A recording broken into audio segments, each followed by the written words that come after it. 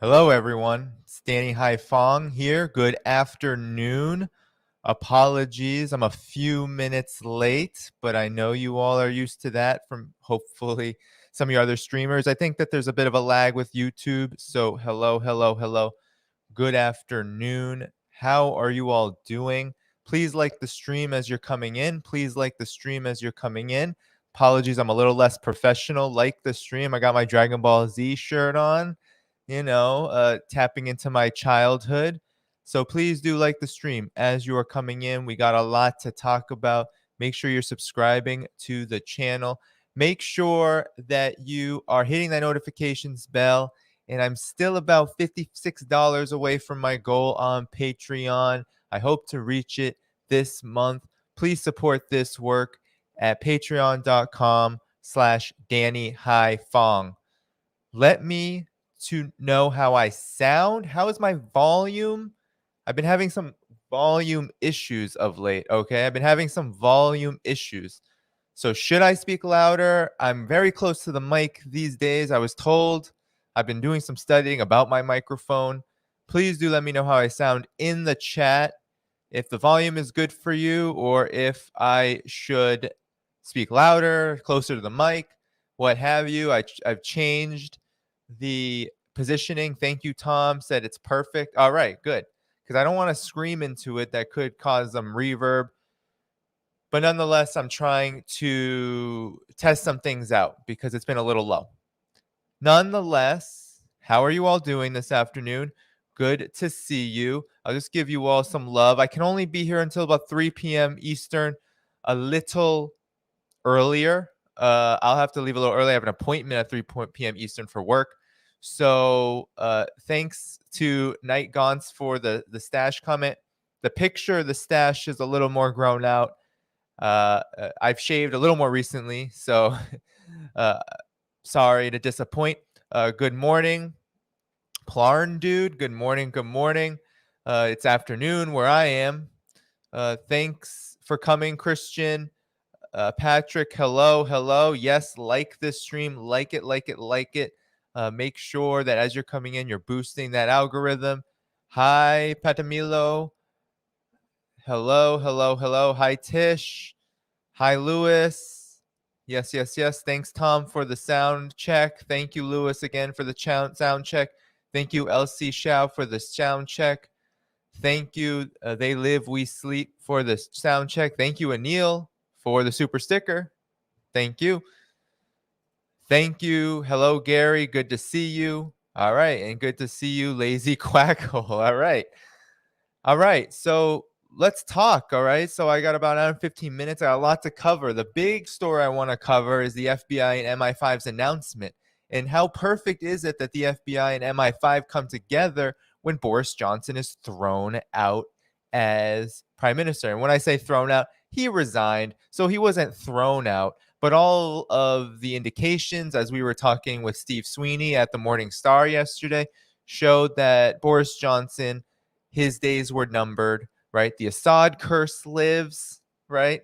And I hear Juan Guaido is going to be president of the United Kingdom. I mean, this is how absurd politics have become in the West, right? Where it seems like there's such a boomerang effect, a blowback effect to not only its imperialist ventures, but every damn thing that the West is doing. The United States and the UK being in the lead of this, of course, the UK being a poodle of the United States empire at this point. But what happened in the UK is indicative of what's happening across the West, a crisis of legitimacy. A huge reason for this crisis of legitimacy is the way that they've handled, that the West, that imperialism has handled the Russia-Ukraine conflict, how it instigated the conflict, and now how it is fueling the conflict, and how that conflict is now reverberating across the whole global capitalist economy, causing these shock waves. And then you have, of course, right, finance capital taking everything, running away with everything, facilitating this inflation crisis and soon an economic crisis. And I posed this with Steve before we got on air yesterday. I said, it feels like across the United States and the West, there is an attempt now to reorganize in some kind of way to prepare for the shockwave that is to come, which is the economic crisis. The economic crisis is coming, and I feel in my bones that the reason why Boris Johnson is out in the UK is, yes, he was wildly unpopular. And yes, there was domestic and foreign policy crises that were rife uh, and really impacting his legitimacy and his governance. But also there is this looming economic crisis that is going to happen very soon, that the financiers are going to facilitate through the central banks, and that is going to just send shockwaves politically and economically throughout the West. And so I do believe that Boris Johnson's resignation is part of this reorganization and retooling to prepare for the unrest that could come out of that. And so this is very interesting, Boris Johnson being ousted, because we have a very similar dynamic in the United States. But unlike the UK, where something like a resignation, something like the parliament kind of collapsing upon the prime minister enforcing such a thing, the United States doesn't really have that kind of system. What we have is even less democratic, which is hard to believe that there is something less democratic than what used to be the world's global imperialist empire located in England. But there is something less democratic, and that is the United States government. Because what did we get while all of this Boris Johnson stuff was happening? We got Deborah Messing and celebrities talking about how they privately called Joe Biden and said they were disappointed that he wasn't doing anything about Roe v. Wade. We get polling numbers that show that people are very dissatisfied, but nothing's happening to Joe Biden. Joe Biden is going to be president until 2024, no matter how low his polling numbers get. And the only possibility I see there is he'll probably either be primaried or he'll run again and lose if there is no primary, because it's not clear that there's anyone in the Democratic Party that's willing to do so, although I think the conditions have been laid for that to happen. So there is kind of a parallel process, as we say in the therapy community. There's a parallel process happening with the UK and the United States. Both governments incredibly illegitimate. I think Boris Johnson left with less than 1 in 3 people supporting his administration, his rule, his governance. The same is happening in the United States, and it's happening in other places too, like Estonia. There are rumblings. I mean, we saw what happened with the French election. France, the ruling party, Emmanuel Macron's party, lost its majority in parliament. Both the right and the left gained. So we are having this sea change politically happen, right? And I'm not crying. I mean, certainly, ding dong, the witch is dead. Good. Boris Johnson, bye. No, he was an imperialist reactionary pig. But what we are seeing is a political vacuum emerging in the United Kingdom and across the West, where the situation is pregnant with possibilities, progressive and revolutionary possibilities. The conditions are there, but there isn't an alternative movement. So what we're hearing is that Ben Wallace, the Secretary of Defense over in the United Kingdom, will be possibly the replacement for Boris Johnson, or the favored replacement. And he's someone who is an austerity. He is an austerity in chief. He obsesses about austerity. He votes for it every single time, voting down the funding of housing, the funding of healthcare. And he is, of course, the Secretary of Defense. So we can almost predict that the UK's foreign policy will get even more belligerent. So that is sort of what, as I was talking about yesterday with Ron DeSantis, this is a pattern that's happening all across the Western capitalist world. It's not just that Boris Johnson was illegitimate. It's not just that Joe Biden is illegitimate. It's that there is this political vacuum that's been created by this illegitimate system, this illegitimate imperialist system.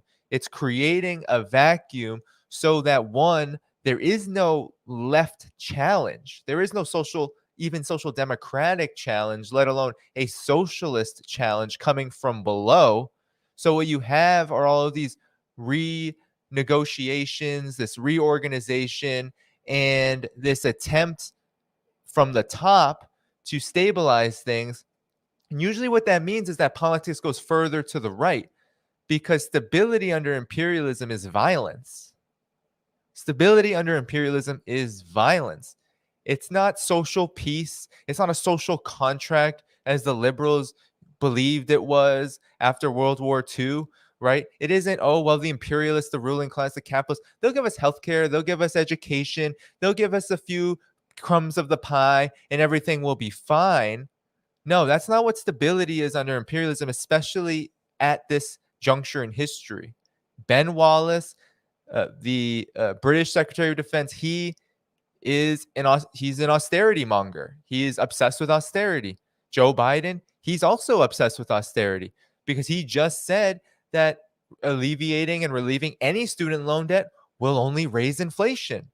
All he's doing is tweeting all day, talking about how he needs to codify Roe v. Wade, but can't because, well, he doesn't have the votes to get rid of the filibuster. Last time I checked, Kamala Harris was the tie-breaking vote for a majority in Congress, but they don't have the votes, right? It's always something because the Democratic Party and the duopoly as a whole is wedded and obsessed with austerity, just like the Tories are in the UK, just like really all the ruling parties in the UK are. That's the problem. That's the problem here. So there's been a transition of power in the United Kingdom. We can expect France and we can expect the United States even to also have similar crises of legitimacy unfold. But unlike France and maybe unlike places like Estonia, right, we're not going to see any kind of regime change, quote unquote, here, because the United States government is the most undemocratic government across the Western world. And I don't even like to use the term democracy because, as Lenin said, democracy under capitalism is democracy for the rich. It's democracy for capital. It's not democracy for the workers. So really, it is not in any kind of full sense a democracy. It's a dictatorship of capital. And we are seeing that through and through and through and through over and over and over and over and over again.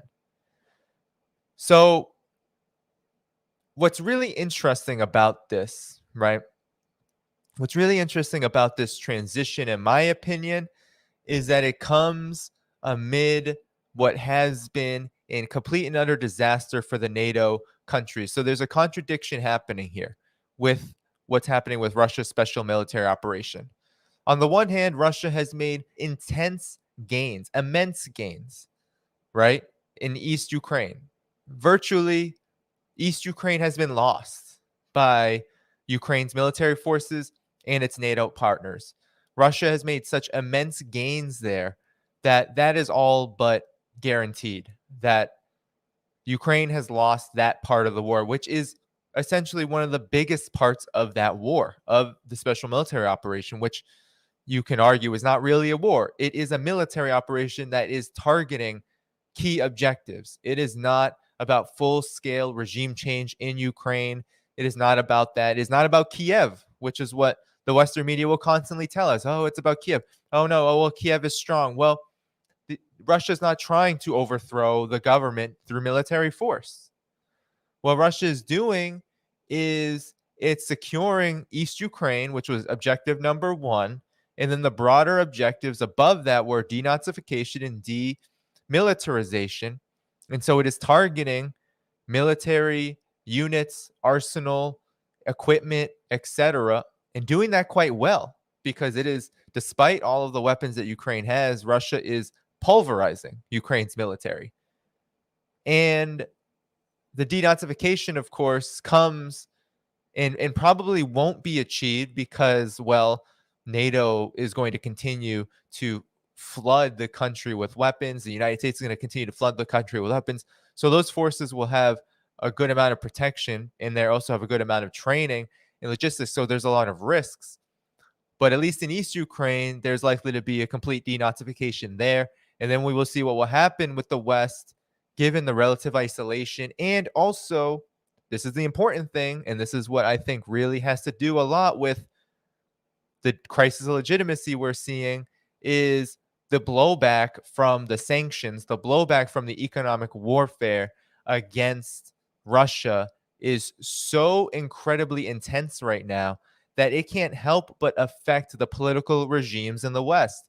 We are seeing that gas, energy, that crisis is already starting to proliferate, that there are predictions about shortages, and we know that these sanctions have also kicked off what is a capitalist, a worldwide project of capitalist theft called the inflation crisis.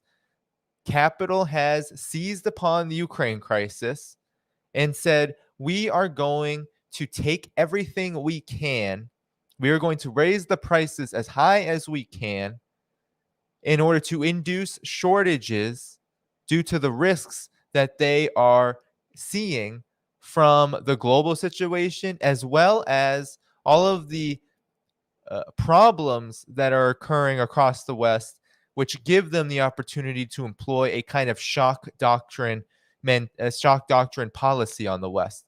So we are seeing rising prices and shortages, these so-called supply chain crises that are being literally facilitated. There is no effort upon these governments to alleviate them in any significant way because they don't want to put government in command, because that's socialism. You can't do that under a capitalist government. They're not putting the government in command, and they're allowing capital to dictate everything right now. And it's blowing back, and it's having huge political impacts. Huge political impacts. And so we see it with Boris Johnson. Boris Johnson is out. Ding dong. I don't even want to say the witch because that's offensive to me. There ain't nothing wrong with witches. But ding dong, the capitalist politician is dead. But we have to understand that another one is going to replace him. And Ben Wallace, I thought it was the Detroit Piston Ben Wallace when I saw that trending on Twitter. Then I started to learn about the Secretary of Defense over in the UK, and I said, oh, wow, that's a disaster. So that's what's going to happen. He is going to replace, or someone else, but he's the favorite to replace Boris Johnson, and he is nothing to write home about. I was talking to folks in the UK, Carlos Martinez, who you saw here a couple of weeks ago. He's sick with COVID. Wish him well. But he was talking to me about it. You know, he lives out in London, and he said, yeah, he expects someone more reactionary, the government to become more reactionary. I don't know anyone in that part of the world who dislikes Boris Johnson more than him, but he was just truthful and said, yeah, I don't see this as being progress at all. I mean, can't be mad that he's gone, but he knows that the situation in Parliament, the situation in the UK is pretty bad, and Ben Wallace or whoever the fuck replaces Boris Johnson will be a reactionary tool of the empire, and we can expect things to get worse. Okay? So that's something not to look forward to, but we have to take note of this, right? We have to take note of this crisis that's happening. We have to understand it. We have to understand all the different components of it. One, it's the COVID crisis, the COVID-19 crisis, which is somehow like an unspoken thing now. We don't talk about COVID-19 as much anymore because there's so many other things to talk about. And, well, when something happens for more than 2 years, people get tired of it. But it's happening. It's affecting people's lives. People are still getting sick. People are still dying. And people are still being disrupted. Their lives are disrupted. Their social lives, their economic lives, still very much disrupted. Then you have the Russia-Ukraine conflict, seeing billions upon billions, tens of billions worth in weapons being sent to Ukraine. While that war is unwinnable, it's almost like a Vietnam situation to the nth degree, because unlike Vietnam, you now have the real threat of great power confrontation. To kind of put a little bit of a correction on the great power competition of the Trump administration national security team, great power confrontation is very much likely, if not inevitable, as this conflict continues and is prolonged by NATO, and as the United States says, nope, we will never negotiate, NATO will never negotiate. And so we are put into a dangerous situation there, and people are unhappy, not because they're pro-Russia, that they defend Russia, or that they have a huge understanding of the broader geopolitics, but anyone who's paying attention can see that that war is not only not being won, but it's having effects on the domestic situation in the West. And even the media now is saying these things, right? The Western media has admitted these things with some regularity now, right? Now going over the scenarios. I saw the New York Times talking about, well, what are the three possibilities? Victory, stalemate, or defeat, right? They're talking about it openly, even if they cannot acknowledge that it's likely stalemate and defeat that this is moving toward for NATO. And then you have the economic crisis, which is probably the biggest part of the crisis of legitimacy, not unrelated to COVID-19, not unrelated to the Russia-Ukraine situation, the Russia special military operation. This economic crisis is now being predicted. It's being projected. You have investors on Wall Street, on Downing Street saying, yes, yes, yes. The only way to alleviate this is economic crisis, collapse the economy, give us our bailouts. Let's slash the jobs. Let's increase the poverty. Let's increase the pain. Let us run away, and then we'll stabilize prices. That's what they're saying. And they're saying it to our faces. And so people are angry because they know it's coming. It's scary. I say it in my household a lot. I'm like, we got to be careful because in 6 months, we may be in a very different economic situation because of all the forecasts and the predictions, usually meaning that it's already here and they are preempting us, right? So that we deal with the reality later. That's what they did in 2020. The economic crisis had happened way before COVID-19. And then when COVID happened, they said, well, there's an economic crisis now. Throw up our hands. It's because of COVID-19 restrictions. And all of that was BS. It wasn't because of COVID-19 restrictions. It was because the investor class, Wall Street finance capital, popped their own bubble because they wanted to put the economy into a recession for their own benefit. And did they benefit with trillions of dollars worth of bailouts and the usurpation of wealth? It was absolutely disgusting, and it is something that we still haven't processed. So that's that is the crisis. Those are the elements of the crisis that has led to Boris Johnson's resignation. And we need to understand those factors to understand why he is no longer prime minister. I mean, he went out with a fight. He should have been gone like 24, 48 hours ago, but he said no, no, no, no, no, until it was a yes, because their institutional force is a little bigger than Boris Johnson, that tiny, tiny, tiny man. So I'm going to move on now, but thanks for coming to this stream, everyone. Please like this stream as you're here. Like it, like it, like it. Help boost the algorithm. It really helps to get this stream seen by liking this. Also, if you're new here, subscribe to the channel and hit the notifications bell so you know when I go live. And of course, I am trying to be sustainable here through these streams, through my columns. Please do sign up and contribute by becoming a subscriber on Patreon, patreon.com/DannyHaiphong. That is how I keep myself sustainable, how I keep this work sustainable. I have equipment to invest in. I have some other things I need to do. So I have about a $50 per month goal for this month so I can get back to my annual goal. I'm about $50, $60 shy. So please do subscribe on Patreon at patreon.com/DannyHaiphong. All right, everyone. So before I get to the next topic about China and the MI5 and the FBI, I gotta say, my time on Twitter is limited. I don't know how much time I have left. And lo and behold, my Telegram on my desktop ain't working either. But I do have a Telegram that I will probably send as a link in this chat. before the stream is over. I'm actually going to try to do that now because I need folks to follow me there as a backup, because I was reported for my Rachel Maddow tweet.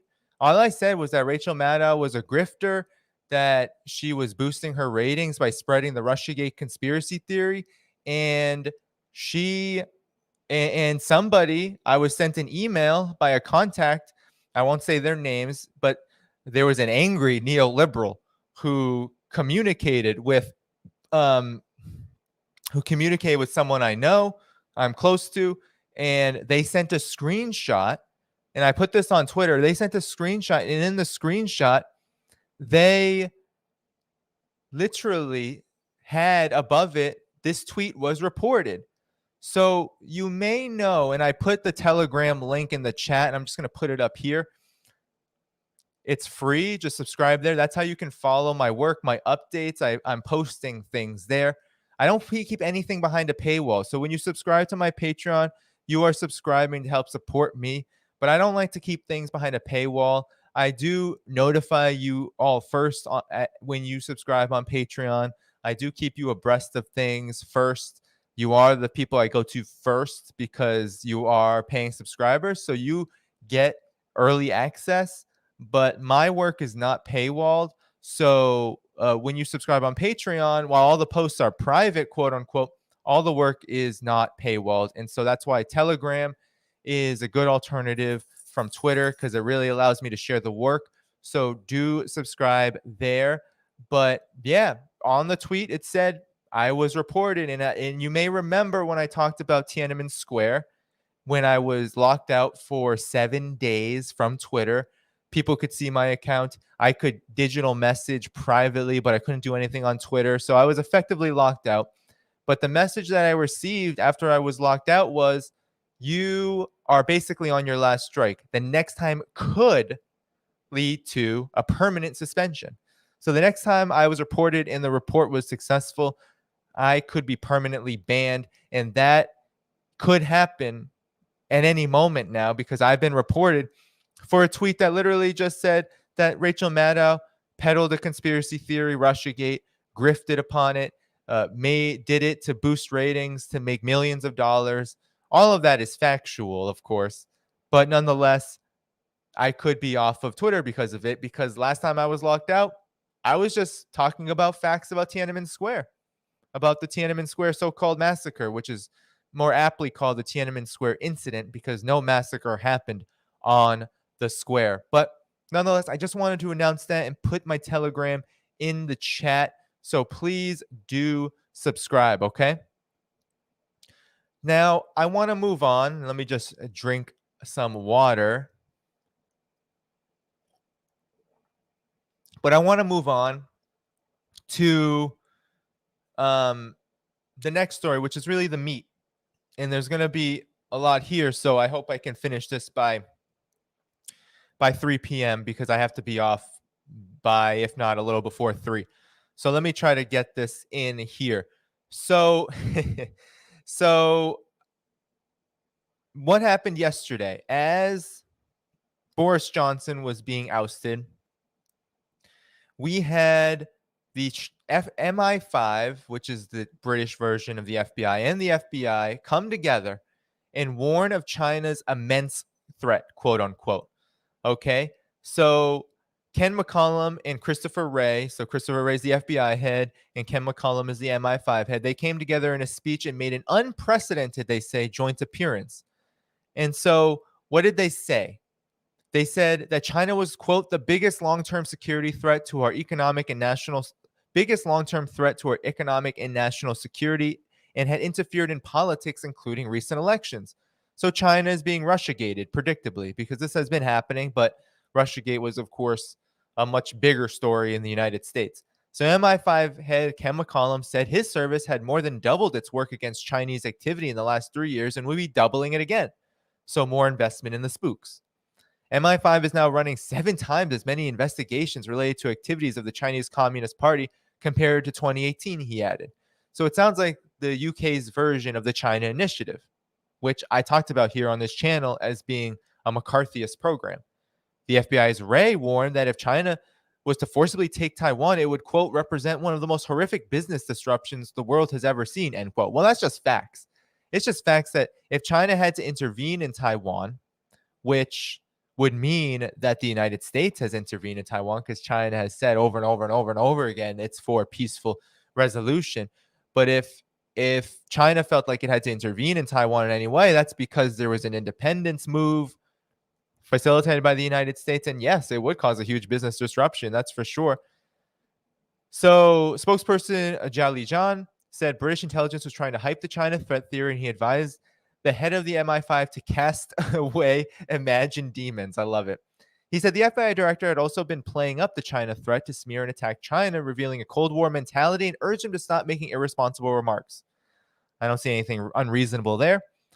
So McCollum said the challenge posed by the Chinese Communist Party was game-changing, while Wray called it immense and breathtaking. So do you see this? This is all hyperbole. There's no factual basis here. They're not telling you anything other than, ooh, China, boogeyman. Ooh, China, boogeyman. Ooh, don't forget to worry about China as your political situation is unraveling at home. So Wray warned the audience, which included chief executives of businesses and senior figures from universities, that the Chinese government was set on stealing your technology using a range of tools. He said it posed an even more serious threat to Western businesses than even many sophisticated business people realize. He cited cases in which people linked to Chinese companies out in rural America have been digging up genetically modified seeds, which would have cost them billions of dollars and nearly a decade to develop themselves. He said China deployed cyber espionage to cheat and steal on a massive scale with a hacking program larger than that of every other country combined. So here is just more and more hyperbole. I'm not going to read the whole thing, but China is in effect the big threat. That's what the MI5 and FBI had to say yesterday. That's what they were taking our eyes off of. And so this comes off the heels of October 2021. You may remember that the Central Intelligence Agency made a similar statement. You may know that the former ambassador to Russia, U.S. ambassador to Russia, is now the head of the CIA, William Burns. And what did he say in October of 2021? The CIA is reorganizing to place a new focus on China, and it's opening 2 mission centers. So this is a pattern, right? This is a pattern. There's a pattern of these spooks spending more resources on China in order to prepare themselves and be at the forefront of this new Cold War. And William Burns said that the new center is going to strengthen our collective work on the most important geopolitical threat we face in the 21st century. The most important geopolitical threat we face in the 21st century, an increasingly adversarial Chinese government. So there you have it. In October 2021, the CIA was already on this. They were already on this. And I think one of the reasons why the MI5 and the FBI feel like they need to do this is because there's a little bit of a crack in this new Cold War on China. For one, you have this immense focus on Russia because of the special military operation. It's been unprecedented. And there's been a lot of pleading to China. Hey, China, please, can you get your boy? Can you help us out? Can you tell Russia to stop doing what it's doing, because we're shooting ourselves in the foot the way we're reacting? And, it's all, and even though we've been so aggressive toward you, and we've basically been maligning you and attacking you and militarily encircling you and sanctioning you, please, China, help us out here. So there's been a contradiction there in that the United States has taken such a hostile posture toward China, so has all of its allies, yet they feel like they need China in some way to help contain Russia. It's this classic wedge theory, which has been going on arguably since the end of the Cold War, but especially since the rise of Vladimir Putin and, of course, then Xi Jinping in China. Since these two leaders have emerged and have helped shift, not completely and entirely themselves, but have been catalysts and have helped shift and facilitate the political compass in a different direction. Well, now there is a little bit of a crack here. It's not all unity and roses and a good time among the elite in the West when it comes to this hostile posture toward China. Just like a lot of these corporations are trying not to pull out of Russia too quickly, the new Cold War on China has been relatively ineffective when it comes to investment, foreign direct investment. China's foreign direct investment, even from the United States, has been relatively high despite sanctions on Huawei, despite the targeted sanctions or so-called targeted sanctions, but the Uyghur Forced Labor Prevention Act, which is all about banning products made from Xinjiang. Still, there's been a good number of investment happening in China. And recently, there was a letter penned in the Wall Street Journal, which I think has a lot to do with the FBI and the MI5 kind of lecturing the business community, lecturing the capitalists, trying to get them on their side entirely. Because get this, look at this. The Wall Street Journal published this the day before the MI5 made this, or the day of, right? This was the day of. This was an opinion article signed by many corporations. You'll see. We want to rebuild U.S. relations with China. Maurice Greenberg. So this is a short article. And in the article, it's basically a plea to the U.S. government to do something different. Stop with all of the hostility. Stop with the new Cold War. And here you have, oh, what happened here? Oh, okay. It's back. So in the letter, you have them saying the deteriorating state. Oh, geez, what is going on? This website. Anyway, the deteriorating state of affairs between the U.S. and China has destabilized the most important bilateral relationship in the world. Many Chinese companies do business in the United States, as do American companies in China across all sectors. Hundreds of billions of dollars in goods and services are exchanged annually that present tremendous benefits to both economies. We should build on that. It is in our national interest, now more than ever, to do all we can to improve U.S.-China relations. My company was founded by Cornelius Van Star, an American businessman in Shanghai more than 100 years ago. I understand that opposing viewpoints make attempts to establish a constructive dialogue difficult, but given what is at stake, it only makes sense to try. Business leaders from both countries can achieve positive outcomes despite their differences. Recognizing this, we have established a small group of senior business and policy leaders who have experience in China and share the view that we'd be better served by having a more constructive relationship with China. We are confident that like-minded people in China would embrace the opportunity to work together and find solutions. Our new group will help foster a measured but frank exchange between the U.S. and Chinese government on mutual issues of concern. The U.S. and China have a long history of collaboration dating to back before World War II. When the People's Republic of China reopened to the world, the U.S. extended favorable trade terms to foster China's economic growth, becoming one of China's biggest trading partners, which we continue into today. Until recent years, bilateral channels allowed for government-to-government interaction on many levels, as well as opportunity for business, policy, and academic leaders from both countries to meet and exchange ideas. After these channels were eliminated during the Trump administration, our differences increased, as did the level of mistrust. I was encouraged to hear Secretary of State Antony Blinken say in his first major speech on U.S.-China relations that the Biden administration stands ready to increase direct communication with Beijing. That will require not only a willingness from the Chinese and a genuine commitment to proceed in good faith, but also resurrection of the bilateral mechanisms of exchange that existed for decades. Our new group aims to help rebuild those channels and reestablish a constructive bilateral dialogue based on mutual respect and understanding. So here you have these U.S.-China Business Council, former U.S. Ambassador to China, William Cohen, former Secretary of Defense, former President and CEO of the U.S. Chamber of Commerce, Tom Donahue. You have pretty big names. Look at this. Co-founder of the Home Depot, Inc., usually seen as this big right-wing company. Carla Hills, former U.S. Trade Representative. Joe Lieberman, former U.S. Senator. You have the National Committee on U.S.-China Relations, Stephen Orlins. So you have Francis Townsend, former Homeland Security Advisor. You have some division there.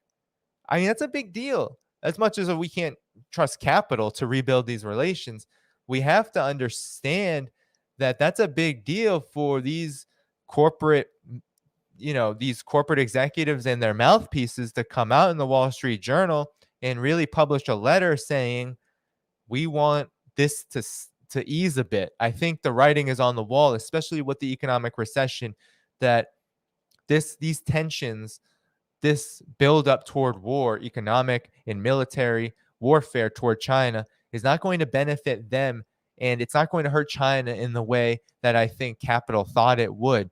And so now there is an attempt here, and I think that's why you have this exchange. Now we have to be told that it's China that is the big thief, right? The big thief when it comes to espionage and economic warfare, etc. Um, so anyway, let's continue. Okay. Um, keep liking the stream.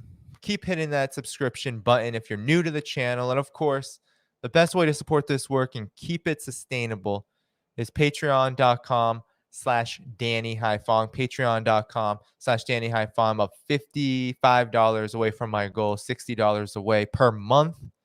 So please do subscribe, help support this work.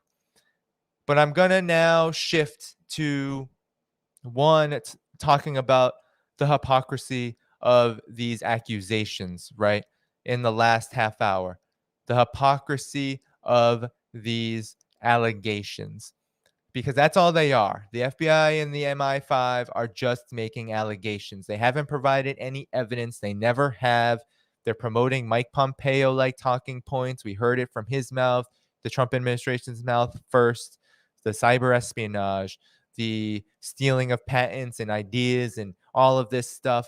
It completely runs counter to reality. And first, just to the point, I want to share just how hypocritical this is. One, just the allegation specifically. And I don't know if you remember this, but WikiLeaks actually revealed, and China's largest tech security firm, Qihu 360, exposed how the US is very hypocritical on this issue. And so this was the first thing I could find. This was released in May of 2020 during the pandemic.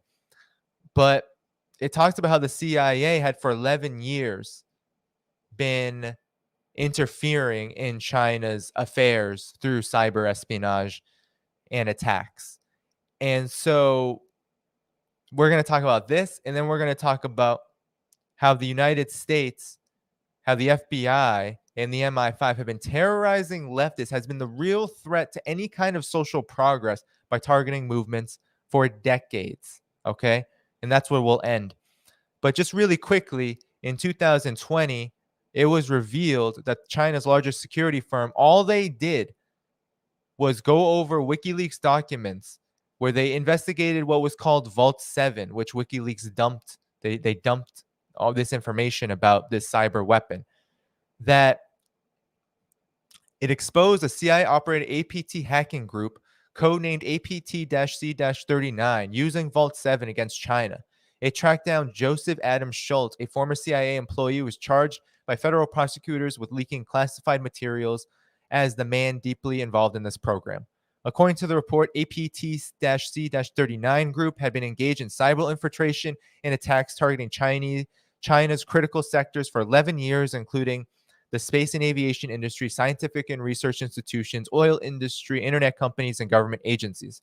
It is no surprise that China has been long a victim of cyber attacks. This report revealed how the massive and deep CIA operations are attacking China, having gathered China's critical, personal, commercial, and government data and information which has seriously undermined China's national security. So that's from WikiLeaks. I mean, they were looking at the WikiLeaks dump of the Vault 7. That's what they were doing. The U.S. intelligence community has developed a vast and sophisticated network using the most advanced cyber technologies to acquire information around the world, making it an undeniable empire of hackers. From the WikiLeaks revelation to Edward Snowden's case, the U.S. has been in the limelight of cyber espionage attacks. The recent crypto AG scandal revealed the CIA had inserted an encryption backdoor in cryptographic equipment after it acquired the Swiss company in 1950s, which enabled the CIA to spy on over 120 countries for decades. The Qihu 360 report serves as another piece of evidence.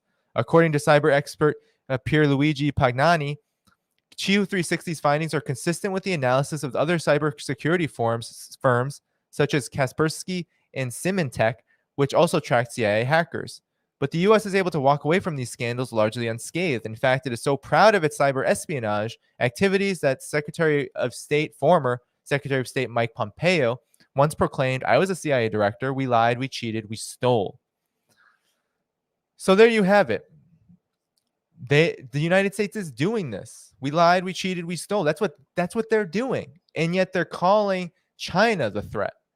China is the threat.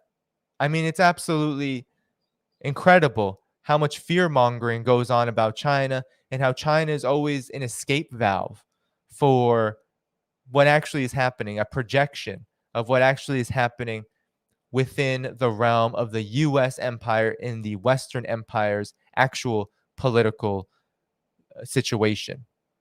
So I want to now talk about the FBI and MI5 and the CIA's right. I mean, we have to go over all of this. I'm going to try to do it quickly, half hour. So I'm going to share an article about, first, we have to remember COINTELPRO. You all remember COINTELPRO? We have to remember COINTELPRO. All right? Because the FBI claiming anyone is a threat is ironic if we consider ourselves, I don't know, leftists, you know. So this is a short history by the folks at Midwestern Marks, republished on Hampton Institute, both great sources. I know that the folks at Midwestern Marks, some of them have disagreements with my take on patriotism, but nonetheless, I do appreciate a lot of their work, and and do appreciate their support of me. I know that they've come out in support of my work, and also when I was censored, I know they have been very generous in boosting my stuff. So I do appreciate Midwestern Marks. We don't have to agree on everything. I believe they do produce some really good work. So, and they're friends of Socialist China. So, I just want to put that out there as I get into what they published, which was in October of 2020. And so, they talk about the COINTELPRO program, and they talk about how the U.S. government has restricted free speech since as early as the Alien and Sedition Act of 1798, and not to mention the restriction of expression for the enslaved. And then this author is exploring, Alex Zambito is exploring the FBI counterintelligence program. So he talks about the origins of the FBI. 1919, General Mitchell A. Palmer collecting information under the General Intelligence Division against communists. J. Edgar Hoover would remain in power for the next several decades and was appointed to its head.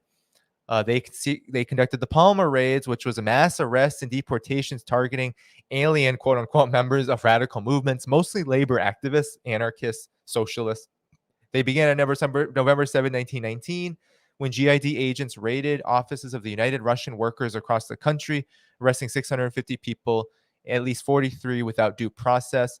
And they descended again on January 2nd, when GIT agents descended on radical groups in 30 cities across the country, arresting at least 3,000 people. So these are the roots of the FBI. It was directed at the Communist Party of the USA, and the raids were finally ended in June of 1920, but the damage had been done. The Communist Party membership had dropped from 27,000 in 1919 to just 8,000 the next year. I mean, this has an impact, repression.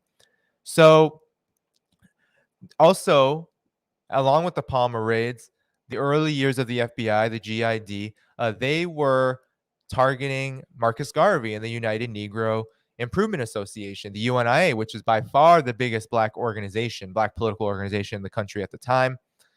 So he was deported in Jamaica in 1927 after numerous attempts to trump up charges against him. So he was being heavily surveilled, and he was deported in 1927. So Hoover was majorly involved in participating in repression of strikes, and he gained approval from President Roosevelt when the Communist Party made a resurgence back to 66,000 members in 1939 following the Depression. He was able to get the okay for subversive activities, quote unquote. And he would use this as a justification for counterintelligence. And after World War II, as this article is saying, communism became enemy number one, and the FBI coordinated with the CIA to begin a program of intercepting the international communications of U.S. citizens. This was particularly focused on mails and cables of the US and the Soviet Union. They would frequently use other forms of information gathering, bugging CP offices. They cooperate with the IRS to gather information on targeted groups and single them out for harassment by the IRS. So going after them money-wise, tax-wise. And so a lot of factionalism happened, snitch jacketing. We're talking about the infiltration of the Communist Party and its destruction, using agents to spread lies, treacherous activities, right? Creating loyal informants within these organizations. So this is how it all started. McCarthyism. They played a huge role in McCarthyism. And I'm not going to go over the whole thing here, but the COINTEL program would not officially begin until 1956. It had been formalized as it was really a formalization of already existing FBI practices. And even though the Communist Party had been decimated by this time, the majority of COINTELPRO operations were carried out against the Communist Party, even in the 50s. But the most impactful of these activities in this period and then onward would be toward left-wing and black radical civil rights, human rights movements, black quote-unquote extremist groups. The Nation of Islam was an early target. They got in the way of Elijah Muhammad and Malcolm X. They helped facilitate that conflict. We had the FBI driving a wedge between the two. And then you also had them going after the NAACP, the Southern Christian Leadership Conference, the Student Nonviolent Coordinating Committee, SNCC. And they wiretapped Martin Luther King Jr., you may remember. And of course, the Black Panther Party came under heavy attack because they were called by the FBI the greatest threat to the internal security of the United States. They were heavily attacked. They used organizations like the US organization. They infiltrated them. They used them to attack the Black Panther Party. And you have the infiltrators, anonymous mailings, forged propaganda. You had the Los Angeles field office respond to Hoover's call for proposals, reporting, quote, the Los Angeles office is currently preparing an anonymous letter for bureau approval, which will be sent to the Los Angeles Black Panther Party, supposedly from a member of the US organization, in which it will be stated that the youth group of the US organization is aware the Black Panther Party has a contract to kill Ron Karenga, leader of the US, and they, US members, in retaliation, have made plans to ambush leaders of the party in Los Angeles. It is hoped this counterintelligence measure will result in an US and Black Panther Party vendetta, and that happened. You had John Huggins die, Bunchy Carter die in a shootout at UCLA. So we have to understand this. Little Bobby Hutton, so many people died during this time, okay? So many Black Panther Party members, Fred Hampton, you had so many Black Panther Party members terrorized. Huey P. Newton was terrorized. He had to go into exile for a bit.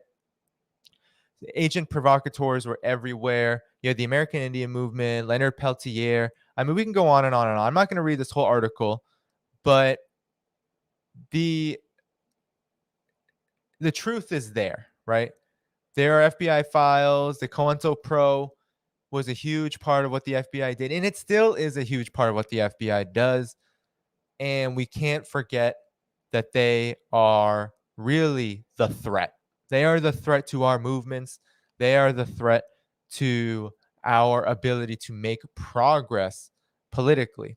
And then I'm just going to show you just really quickly, the MI5 also is targeting leftists. Okay, I'm not going to read this whole article either, but it says MI5 targets leftists with a new anti-left task force. Increasing state repression of left democratic forces should come as no surprise, and communists must be prepared to take it head on. This was written in October 8th, 2020, so very similar. So the MI5's announcement of their decision to form a unit focused on combating left anarchist and single-issue terrorism should come as no surprise. Communists are no strangers to repression. No, we are not. From the beginning of the labor movement, communists and trade unions have been set upon by the reactionary state, non-state agents determined to stop them in their tracks and maintain a dictatorship of the bourgeoisie. Karl Marx himself was expelled from Belgium and France after the publication of the Communist Manifesto. Vladimir Lenin spent years behind bars for possession of an illegal magazine and was sent to exile in Serbia. Rosa Luxemburg, Karl Liebknecht were murdered in the streets of Berlin by the SPD government-backed Freikorps in the aftermath of the uprising. So, they're just going over and over and over again about communists being repressed. But in Britain, too, the left has faced intense repression from the ruling class. Trade unions have faced violence on their picket lines for as long as there have been trade unions, and the violent repression of the Luddites and transportation of the Chartists to the miners' strike in the Battle of Orgave, pictured above. So here you have it. There you have the cops beating down trade unionists. Many left and anti-capitalist groups, including those in the Animal Liberation Green Movement, have faced infiltration by state agents, with those spy cops going so far as to manipulate activists in relationships, starting families under assumed aliases, and vanishing without a trace. So there's a whole task force that the MI5 has targeting the left wing in Britain. Okay?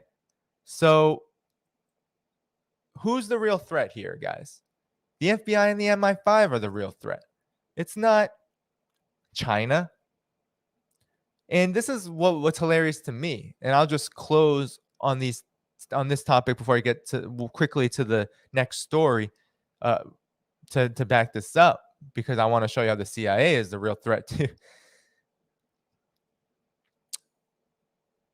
They're saying that China is a threat because of cyber espionage and undermining the U.S. economy, taking from U.S. businesses. Let me just get this straight here.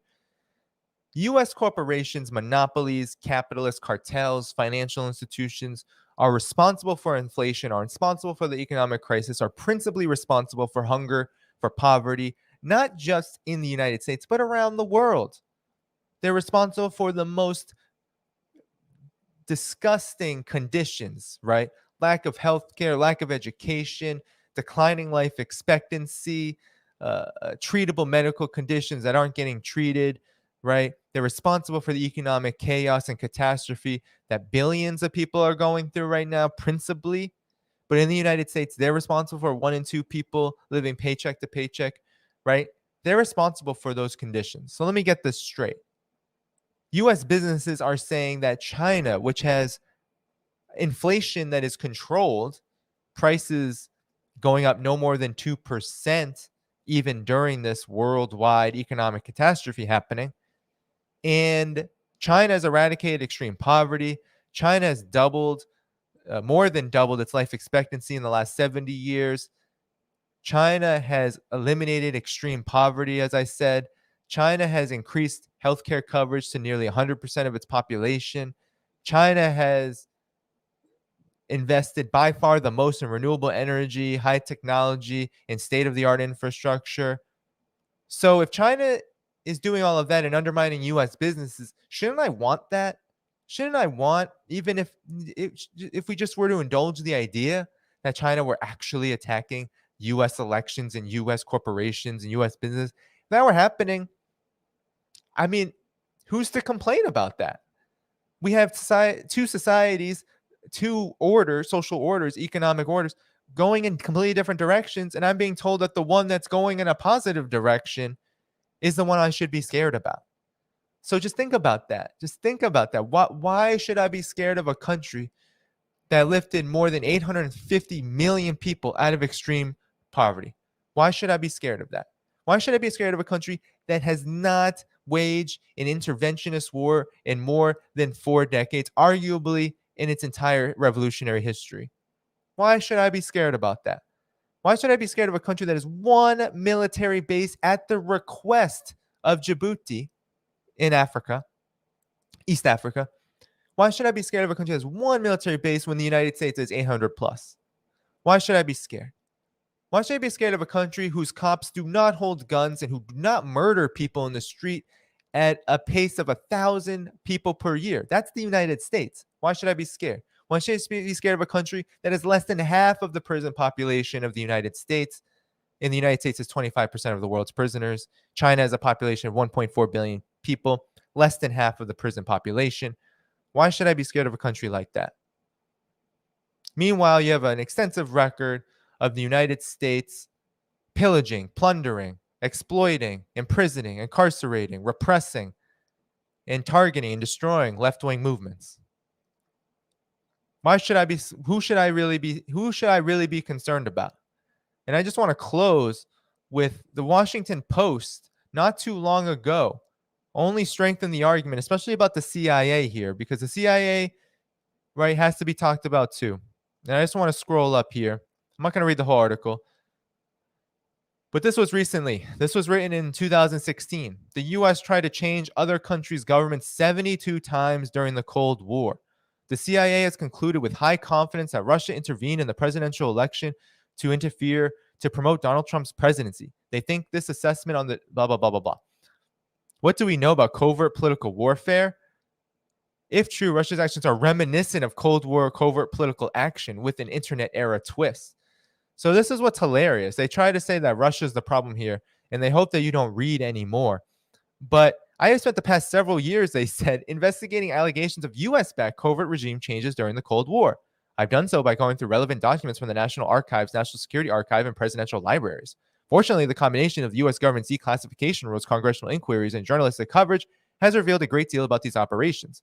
And they found that between 1947 and 1989, that's 42 years, the United States tried to change other nations' governments 72 times. 66 covert operations and 6 overt ones. That doesn't excuse Russia. Hilarious.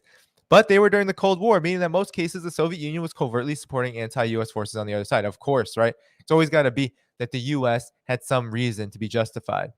Most covert efforts to replace another country's government failed, as they say. During the Cold War, for instance, 26 of the United States' covert operations successfully brought a US-backed government to power. The remaining 40 failed. Well, 26 is still a lot, and it still impacts a whole lot of people. Plus, even if the regime isn't changed, the country's government isn't changed, it hurts a lot of people. So I don't have to go in more, but it says meddling in foreign elections is the most successful covert tactic. And they found that Washington sought to influence foreign elections by covertly funding, advising, and spreading propaganda for its preferred candidates, often doing so beyond a single election cycle. Of these, US-backed parties won their elections 75% of the time. So while there's a lot of like, oh, well, maybe not, I don't know, sure, right, that could be true, you have to understand that no matter how much they try to talk out of both sides of their mouths, the United States is the biggest terrorist entity in the world. They're admitting that without trying to admit it, right? So every time they even give you a kernel of truth in the corporate media, they're always going back and forth. Oh, well, Russia this. Oh, well, the Soviet Union that. When in fact, the United States tried 72 times that we know of, and we know that 50 foreign governments were attempted to be overthrown since the period of World War II to 1991. And that's not even account what happened afterward with Libya, Syria, all the countries that have been attacked since then, now the Ukraine. I mean, the CIA has a program in Ukraine training neo-Nazis. The CIA trained jihadists to oppose the Pentagon's jihadists in Syria. This is the policy. This is the reality. Okay? And so the reality is that it is the spooks that are the real threat. It is the US government that's the real threat. China is not the real threat. China is being used as a way to divert our attention from the fact that it is our governments and it is our system of imperialism, not ours as in we own it, but is that which we live under, which is the problem. And unless we identify that as the problem, we cannot possibly understand it. And that's the dilemma and the problem that's confronting us right now. A lot of people don't understand what the root problem is because they're being told to look at China, to look at Russia, to look at Trump, to look at some other domestic symptom, mass shootings. They're not looking at the roots of what's causing all of this chaos, and the roots are right in front of us.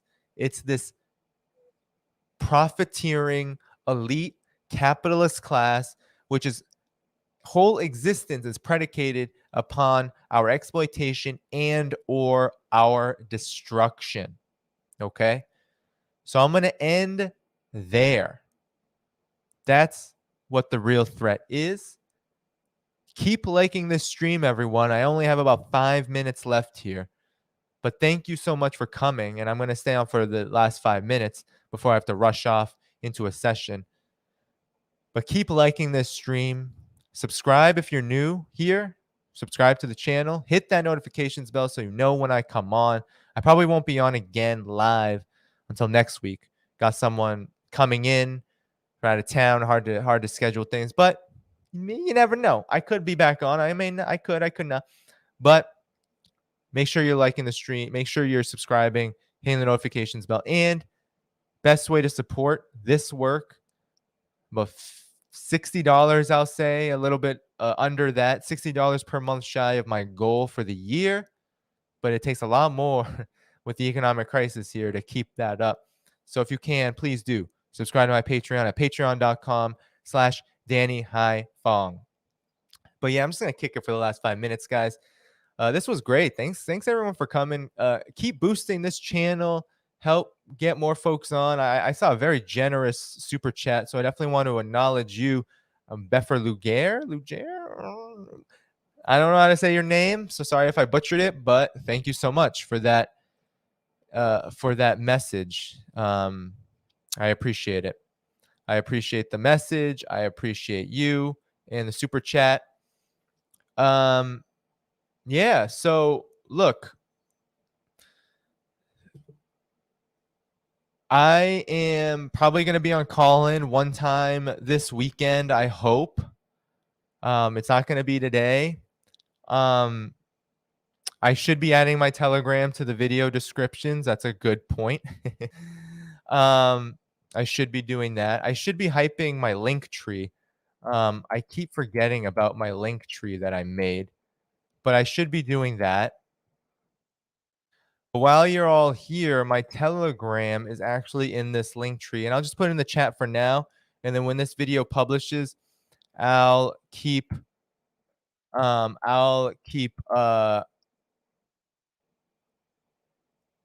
sharing in the videos. I gotta remember. It's definitely my fault. Had a lot of things. I just finished a transcript from Michael Hudson's conversation because he does ask for that. It took a long time. Guys, transcribing a conversation that is an hour long is wow. And to do so with a really terrible YouTube transcript, which is what I was referencing, is like, yeah, I probably shouldn't be going word by word as I'm listening. So I tried to use a YouTube transcript and it was a hot mess. So, man, anyway, I'll probably be posting that. Hopefully I get it as soon as I get a response that it was received. But I have a couple of articles too. I'm probably going to post on my Substack, on my on my social media, on my Telegram. So please do make sure you're on Telegram because I've had a couple articles on Black Agenda Report, on CGTN. I might spend some time this weekend writing. A lot's been happening with the shooting, with all that's going on with Jalen Walker, with Highland Park, and now with this announcement about China being the threat. It seems to be right material for, for an article. But I've been doing a lot more streaming too, so there has been an interplay here where sometimes I stream more, sometimes I write more, and I've been enjoying that. It's good to get a break from one or the other at certain times. So, yeah, but with that said, everyone, I got to go. I have an appointment in 9 minutes.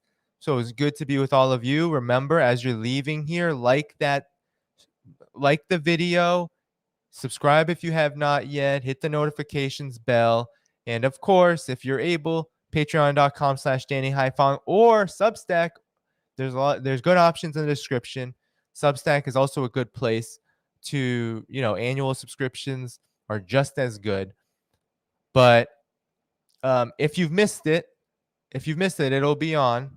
So if you just came, it'll be on. You can run it back. But make sure that you are supporting this work. Patreon.com/DannyHaiFong. Take care, everyone. Have a good rest of your day, weekend, much solidarity, and I will be announcing when I'm back on soon. Peace out.